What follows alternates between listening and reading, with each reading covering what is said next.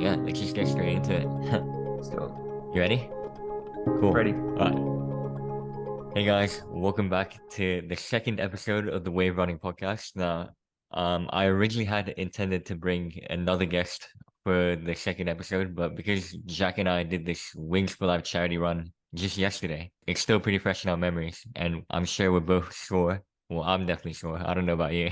Are you sore? Definitely, mate. Definitely, Yeah. definitely. But I thought we'd talk a bit about that, and I just want to get this episode out because I think a few people do want to hear from Jack because he won the Centennial location Wings for Life, which is pretty awesome. Jack and I actually did Wings for Life 2 years ago at Centennial Park as well, Nice. where my friend Jack McPhee won. So that was pretty cool. I actually ran about 33 35, Ks. Yeah, 35, I I think ran it was. 35 Yep. total. I think he dropped me at like 33 Ks, but Yeah, yeah, I didn't intend on going that far that day. I think Jack might remember. So I was pretty happy with 35. I think that was my longest run at that time. it So was. yeah, I was pretty happy. And how did you go? I forgot. Yeah, so that was my first time doing the event like you, Soda. And thanks for having me on the podcast. Well, I really appreciate it. I did 27.35K that day, and I mentioned in your YouTube video actually the furthest I'd run was 14. So that was a really tough race for me. I'd been training inconsistently at that point, just joined run stock as well. So my body was broken from that race, let me tell you, and I was out for about 2 months, 2 years ago when I did that race. So that was big. Yeah, because you've had a bad stint of like injuries and stuff. I think to your shin and stuff, right? Yeah, so that was mainly due to the whole Wings for Life that I did in Oh, right, okay. 2021 and 2022. So yeah, that's just too much load on the body, to be honest. So a little bit different this year, and I'm sure we'll get into that. But yeah. And I guess before we go any further, you reminded me that I haven't really introduced you properly, but how about you quickly kind of talk about, what uni you go to, what your role is for the club that you're with and stuff like that. Yeah, sure. Thanks, Soda. So, hey everyone watching online. I'm Jack Pittman, and I'm a marketing director at the UNSW Run Sock Running Society. So I'm a final year commerce and information system student at UNSW University. And I've been running with Run Sock for the last 2 years. My 5K PB is 17:58. Recently broke sub 18. I've got Gold Coast Half Marathon coming up, so hoping to break 90 minutes for the first time. And then I've got the Blackmores Marathon in September. So they're my current running goals at the moment. Was your 5K PB at Willoughby Park Run? Yeah, so I that when we spoke, I got that Yeah. 18:25, but I actually broke sub 18 at Rhodes Okay. in the final week of uni. So that was really exciting in front of the club there. So yeah, that was great. That's awesome. So you're on a bit of a roll this year. So yeah, we'll get into the Wings Fly charity run now, I Yeah, guess. so So you did it in 2022 as well, correct? yeah, the Wings for Life. That's right. That's And right. what did Yeah. you get in 2022, just so we know all 3 years? Yeah, sure. So 2021 was 27.35. 2022 was 30.6. Um, both those 2 years, my body was completely broken after the run. And then this year, due to long story short, consistent training since December last year, managed to run 38.08 kilometers, take out first place at Centennial. And my body seems to be pretty okay following the run. Obviously very sore, but I don't think I'll be injured like I was 2 years ago. So that's the goal. Yeah, that's awesome. I think just to bring on a bit of like exercise science knowledge to the podcast, there's this thing called acute to chronic workload ratio. It basically looks at how much mileage you've done in the last few weeks, like short term and also long term as well. Just having that experience already, you know how you talked about how you've done consistent training this year? I think that Definitely.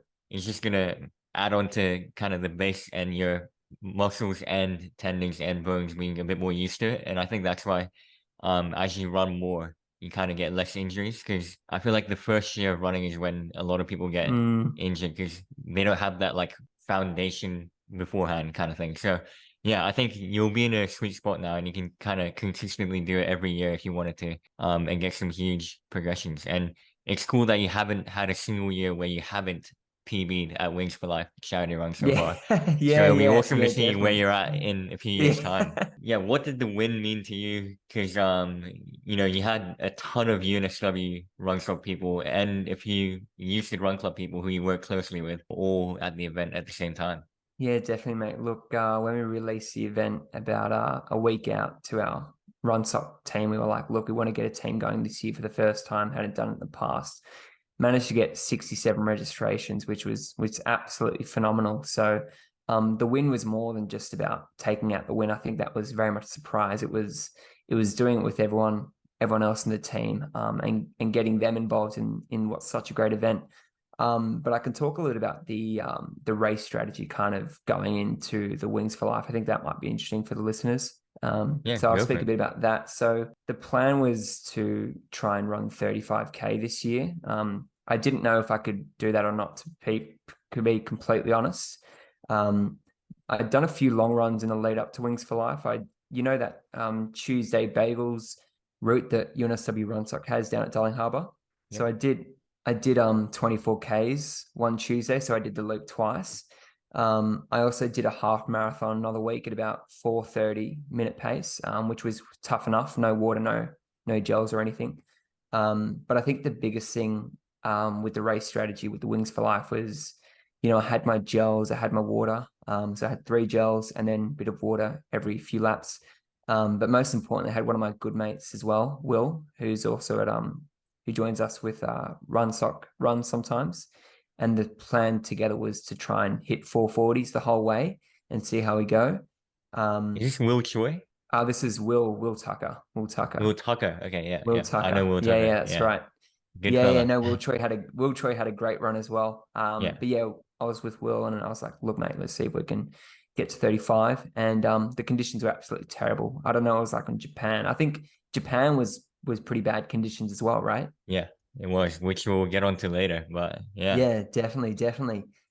So anyway, long story short, I got to 21K and I was thinking in my head, like, man, in previous years, this is the point where my body literally starts to break down. My form just goes. I was like, I'm feeling pretty good so far. So I kept running, get to 25K. I'm thinking, surely my legs are going to go. And at this point, I had one gel left. Got to about 30K. And that was the moment I realized that, I was feeling pretty good and this is probably going to be a new PB. So I thought, well, why not go for it? Had a yeah, gel at 30K, had some Red Bull, but the form still wasn't breaking down. And my goal the whole run was just don't let your form drop, because as soon as your form drops, that's when I get injured.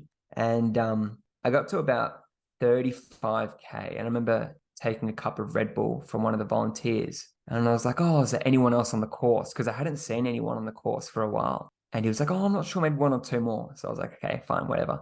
And I get to about 37.5K. And at this point, I can see the catcher cars about half a kilometer away.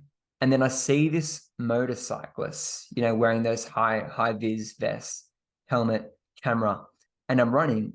And then all of a sudden he starts following me and he's like, are you Jack? I'm like, yeah, I am. And then he just keeps following me. I'm just running towards the finish line and he keeps following me. And in my head, I'm thinking, I don't think there's anyone else running. Otherwise, why would he be asking if I'm Jack? Anyway, at that point, I had a suspicion that maybe I was probably the only person running left. Otherwise, why would he be asking who I am? And as soon as that moment happened, that was when I just really kind of enjoyed the moment. I was like, oh, I think I must have won. And the funniest thing happened. I was going at 4:33, 4:34, pretty much the whole way. And then in the last K or two, I was dropping like 4:25s, 4:10 for the last K pace. So yeah, really just tried to finish strong and just trying to enjoy the moment. But it was definitely a surprise. I know Chapo, Mick Chapman was running as well at Centennial, and he'd obviously put in some huge performances in previous years. So I think he was taking it a bit easier from what I read. But yeah, no, definitely surprised to get the win. And yeah, obviously a big achievement and very, very happy about it. yeah. And I thought I'd quickly also, for the listeners, talk about the format of the race because I forgot to kind of Sure. get into it. I'm sure most people will know what Wings for Life charity run is, but essentially it's a race where there's no finish line. You have to run away from this car. and you actually get a 30-minute head start. So the car only starts 30 minutes into the race, and then it speeds up by 1 kilometer per hour every 30 minutes. So it gradually speeds up until it catches all the finishers. And then, yeah, I guess last man standing kind of wins. And then there's like different locations. So Jack obviously won the Centennial one, but there's one in Japan, there's one in Poland, Austria, England, everywhere. So, Everywhere. yeah, it's a pretty cool event. It's worldwide. There were 200,000 people participating this year. It's a It's all lot. for spinal cord research, so it's going to a Yeah. good cause. So you can kind of feel good, paying for the race entry, knowing that it's going to something good, right? So yeah, I think that's good. And yeah, it's awesome that you won. I mean, I also know that Isabella Natal from Yeah, UNSW Run Stock as well got the win for the women's, he which did. makes it even better because run shot clean sweep. And yeah, I know Isabella's a very talented runner. Yeah. She's super nice as well. I've done a lot of bagel runs with her, but Yeah, she's a yeah, workhorse, that girl, honestly. I don't know, I don't even know if that girl does slow, easy runs. She seems to do all her runs really fast.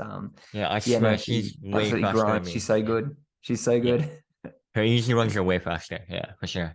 What were the Um, conditions like in Japan, Soda? Because you obviously did a huge run, 51 kilometers. We gotta yeah. congratulate that. Winner of UNSW Run Sock team, technically. Oh, yeah. How were the conditions like in Japan? I saw it was like raining pretty hard. Yeah, so I think similarly to Sydney, it wasn't the best. Mm, I'd say the temperature was pretty good, like especially while you're running, it wasn't too cold or hot, but it was mainly the wind and the rain that gradually got worse as well yeah. throughout the run. That made it a lot tougher because it wasn't just fatigue building up, it was also the difficulty of the stronger rain and the stronger wind down the line. Mm, So yeah, I feel like you had to be really mentally tough to win that. And, all respect to Joe Fukuda, who won our location, and he won last year as well. So yeah, he's that's clearly a insane. beast. Yeah. But he's like a 209 marathoner. So I expect nothing less from him, to be honest. And yeah, I'm just glad someone from my country won and in the same location. Because, yeah, we'll talk more about it in a second. But I managed to run like about 4 or 5 kilometers with him as well. But Oh, I was gonna um, ask. before we move on though, just because I'm Mm, curious, you said you took some nutrition this time. Did yep. you take any for 2021 and 2022 or not? Good question. So in 2021, nutrition was pretty much non-existent. I don't even think I even thought about taking gels for Hmm. that first Wings for Life. That was just purely try and run as far as I can. And obviously it didn't work out super well because I hadn't obviously built up my body for that sort of demand. 2022, I had two gels. I was running with another UNSW mate of mine, Aiden. He ended up doing 31 last year, and I did 30. He dropped me at about 23 Ks. So yeah, I had two gels then. But I don't think I was hydrating 100% then.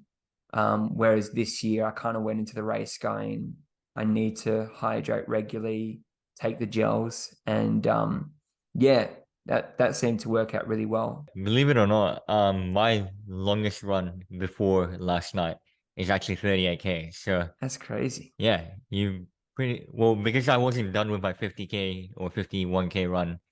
When you finished, we technically had the longest run equivalent Yeah. to each other for about an hour, I guess, Yeah, oh, that's which is quite pretty funny. cool. That's quite funny. That is pretty Um, funny. yeah, so that was a huge run for me yesterday because obviously, like I said, my longest run before was 38K, and So, yeah, it's a pretty big jump. And considering how fast I had to go because the car is obviously going a lot quicker when you're starting to reach a marathon and more. Because I think oh yeah, to get to a marathon, you need to be averaging 422. So 422. Yeah, yeah, you're yeah. right. You're right. And then to get to 50K, you actually need to be averaging Four three, oh. Oh, it's 407, 407. yes, yes. Yeah, That sounds right. Yep, yeah, that's exactly. crazy. Yeah, so it Insane. definitely wasn't easy, but yeah, I don't know Jeez. why I signed up. I think, well, I didn't know there was an event in Japan, like a Are you physical kidding? event, No until my way. friend Lauren told me recently, like two Yeah. and a half weeks ago, and I was like, oh, well, if there is, I'm so down to do it. Yeah, and I didn't sign up initially, but like when I got the email saying this is your last chance to enter or whatever, I was like, okay, I definitely have to because Let's do it. this looks fun. Yeah.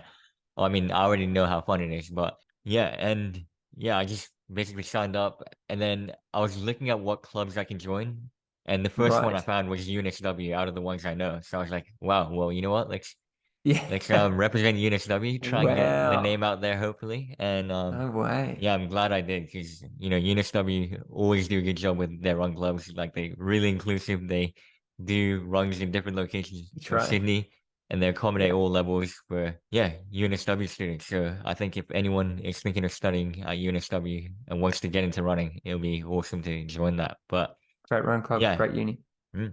But to get more into the race itself, I guess I knew the red hot favorite was Joe Fukuda, who won last Yeah. year, and he literally said before the race that he's going to win this year as well, which It's is insane. quite brave of him. But Yeah, I that's guess insane. I respect the confidence, and yeah, he just took off immediately, and he cruised into a pace of about 3:30, and I That's actually settled insane. into 3:45. Oh, So I wasn't far off him, but yeah, at one stage we were playing cat and mouse because the lap was only 950 meters ish. oh So no way. yeah, I was only like 400 meters behind, but we just kept on, rotating. So we weren't, he wasn't catching up to me, and I wasn't catching Oh up to him wow. either. But yeah, that happened for like 30 Ks. And then after 30 Ks, he finally lapped me. So he was basically 900 meters ahead of Right. me. But when you're only 900 meters behind the winner, basically, Yeah. you're doing pretty well, right? So Feels pretty good. that's when I was like, damn, I must be like, doing pretty well in the world kind of leaderboard. I didn't know Yeah, what yeah, yeah, yeah. place I was, but yeah, it was pretty cool. And I guess I forgot to mention earlier, apologies for the random, you know, topic, but I actually got nipple chafing 5 kilometers in, and I had to text my Whoa. mom to get Band-Aid for me.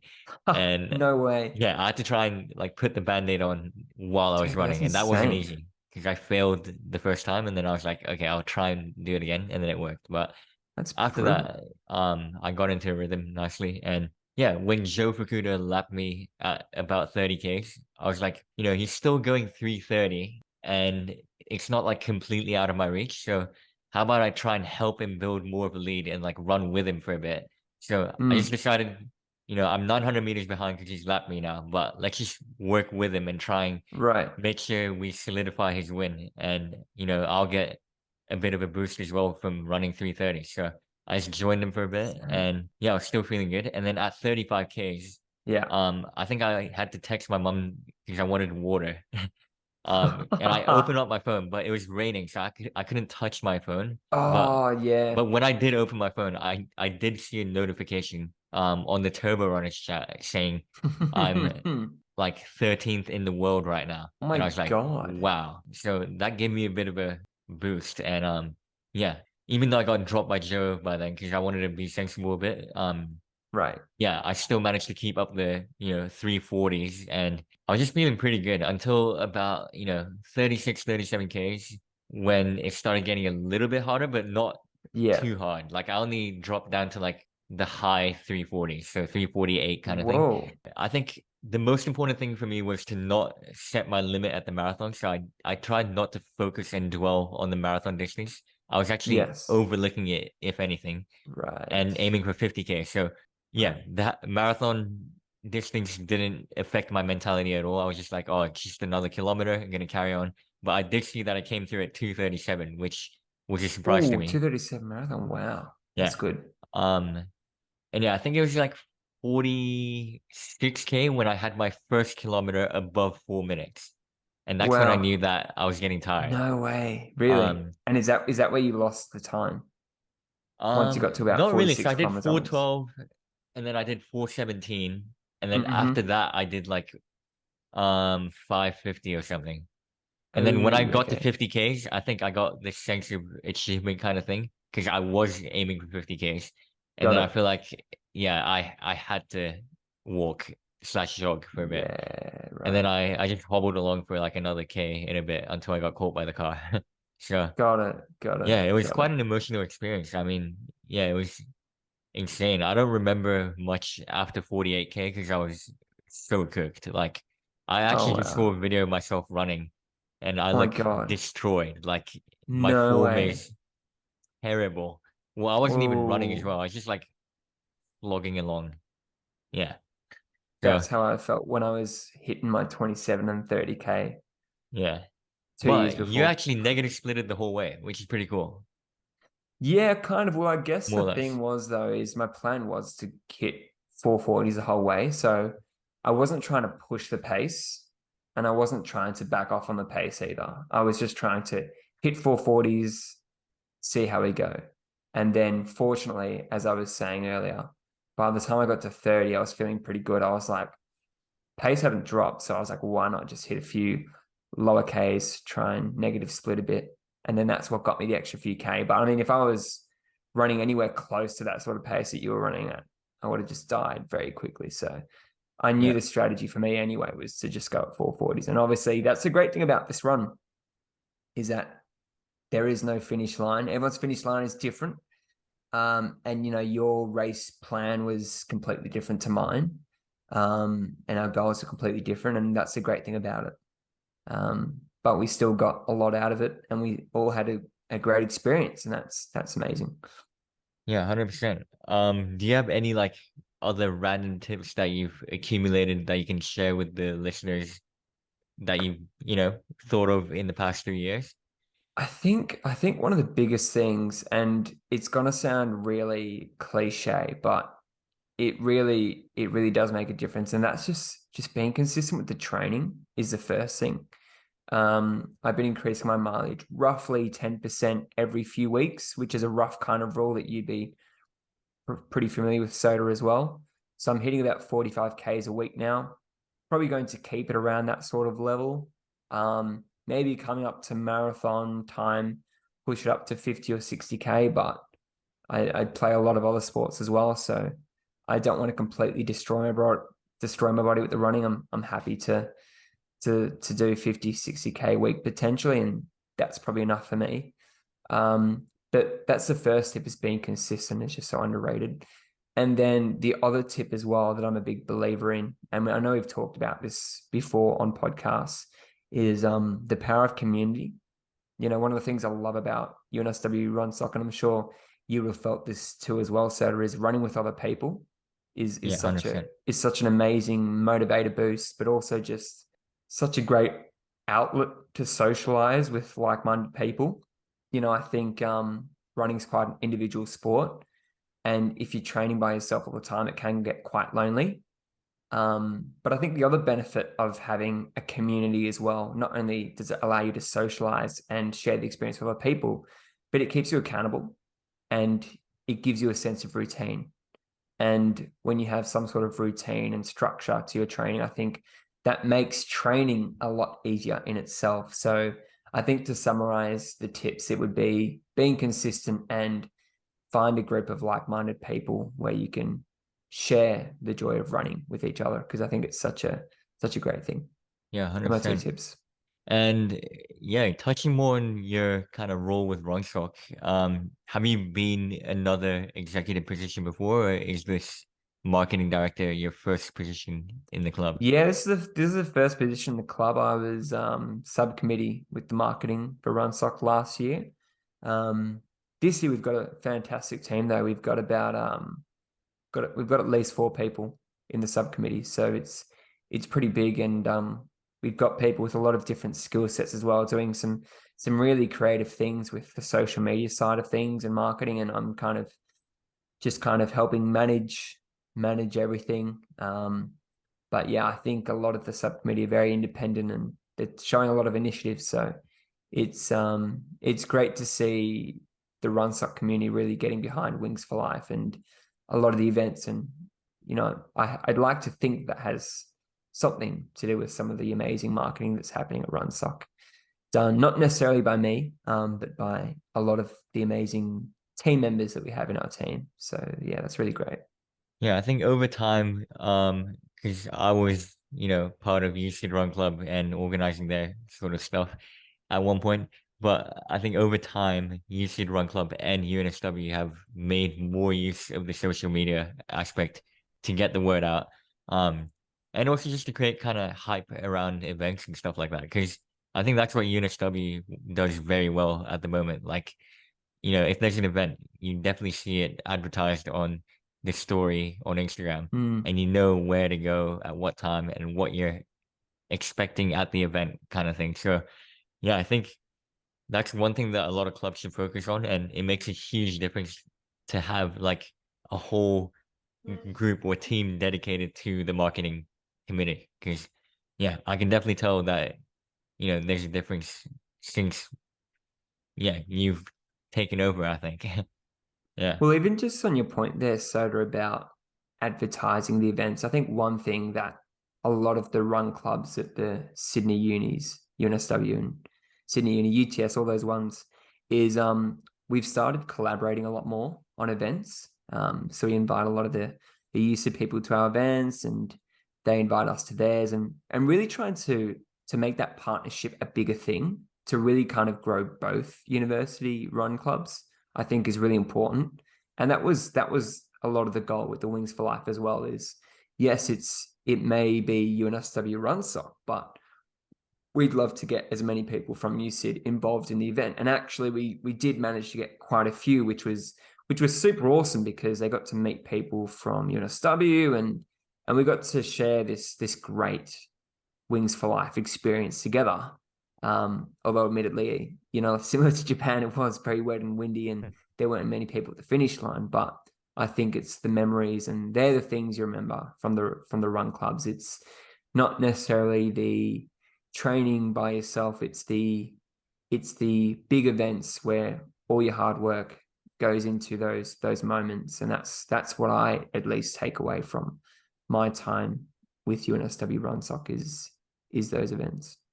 Yeah, I think touching on that kind of crossover that you're talking about between USyd and UNSW, um, there was a lot of that back in my day. I say back in my day, making it sound like I'm really old, but um, yeah, I think COVID really kind of separated the two clubs a little bit, and then Right. yeah, inevitably. But Mm, I think now the clubs are starting to come together again, which is so nice to see because you know right. um, like I said, if two different clubs get to intermingle, like more people are gonna get to know each other, Definitely. and yeah, at the end of the day, you're just gonna build a bigger and better community where Definitely. more people can find, other people that have similar interests, even outside of running, and kind of make So lifelong true. friends. So So yeah, I true. think that's pretty good. But I guess because you're in the executive team, I'm just wondering if you're allowed to share like any cool parts of the roadmap that you have for the next 6 to 12 months. Like, do you have a cool event coming up between a few clubs or? Yeah. It's quite interesting. One of our marketing subcommittee members, or our vice president of UNSW, we're organizing like a Getting Girls in Running event. So we're having an event at Rhodes. Can't remember off the top of my head. I think it's somewhere in June.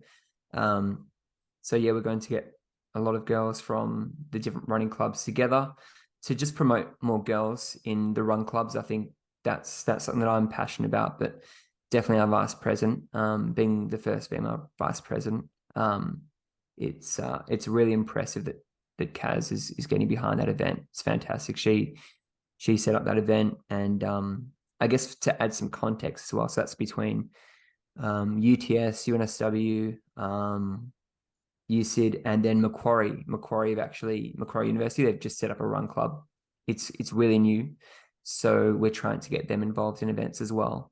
But in terms of roadmap for the marketing side of things, nothing particularly planned. Um, but yeah, I think just focusing on building that community, making our Friday events, you know, continue to be quite strong. And then also just trying to keep Babels going strong as well. We've had some great turnouts this term, and I'm just so excited for term two. I can't wait to see what's going to happen. I'm sure it's going to be just as exciting, if not better, than term one. Yeah, it's awesome. And yeah, I guess just to finish out the podcast, do you have like a favorite running route in Sydney? Favorite running route? That's a good question. I do have a favorite running route. My favorite race is Wings for Life, as was advertised on our Instagram for RunSock. But my favorite running route, still to this day, I love it. Might sound cliche, Tuesday bagels run at Darling Harbour, 12K route. So nice. You go around Macquarie's Chair, Sydney Opera House, most amazing thing ever. But actually, really funny thing about that route as well, as we've just discovered, is supposedly, I don't know if you knew this, Soda, supposedly there's a seal called Benny.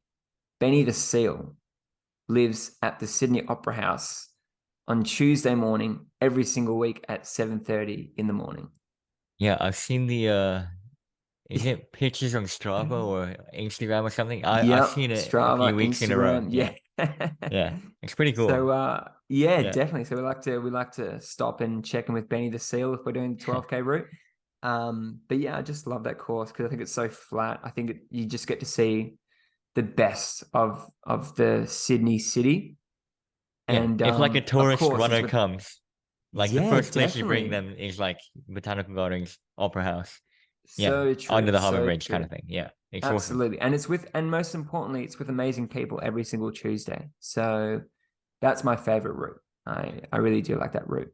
I will say though, back in my day, when I ran with Isabella and Jimmy, like we would Yep. not stop at the Opera House to check out some seals. No, I We know would that. Yeah. bolt through 4:30 pace or even faster Yeah. sometimes, and Jimmy would pick up the pace sometimes. And Yeah, no, Jimmy sometimes exactly. only runs like once a week, or at least he did back then. So Yeah. he would be more than willing to just go all out. Whereas I would be running Yeah. every single day that week, so I wouldn't want to go all out, and he would push me on my easy day. So I Oh, definitely good remember that times, good quite a lot. times, Yeah. And good I remember times. you were there for some of it as well. And you like it was a good crew. Like everyone was pretty quick. Yeah, it's Yeah. definitely. No, it's funny you mentioned that. I don't think Isabella and Jimmy have been with us those last few times we saw Benny the Seal, which probably explains a lot. Because if we were running with him, we probably would have gone straight past. Yeah. No, I think we've all done a few quick bagels in our time. I know I like to get a bit excited and drop a few low 4-minute Ks with the 12K bagel route, which is always a bit of a highlight. But yeah, won't be there this Tuesday though because I'll be resting from Wings for Life. Still need a bit more time to recover, but fingers crossed next week I'll be there. Fair enough. Well, thank you for coming on the podcast to talk a bit about, Wings for Life, but then also more importantly, the importance of community and kind of consistent training because obviously each year you progress nicely in the Wings for Life charity run. And Mm. yeah, hopefully you break that 40K barrier next or even push for the marathon barrier next Yeah, year. I'm sure you well, can. it's funny you mentioned that. I was just thinking today actually, if I ran 38.08, I think the next step naturally feels like a 40 or 42K next year. So if everything goes well, I don't see why I shouldn't aim for that sort of distance. I've got the marathon in September, so that will be interesting to see how I go, and then obviously we'll reassess from there. But at the moment, just enjoying the running, enjoying the people I'm with, and trying to avoid injury. So if we can do that, happy days. Cool. All right. Well, thanks for joining and we'll see you soon. Thanks so much, Soda. Thanks for having me on here, and best of luck with your running as well. Thank you.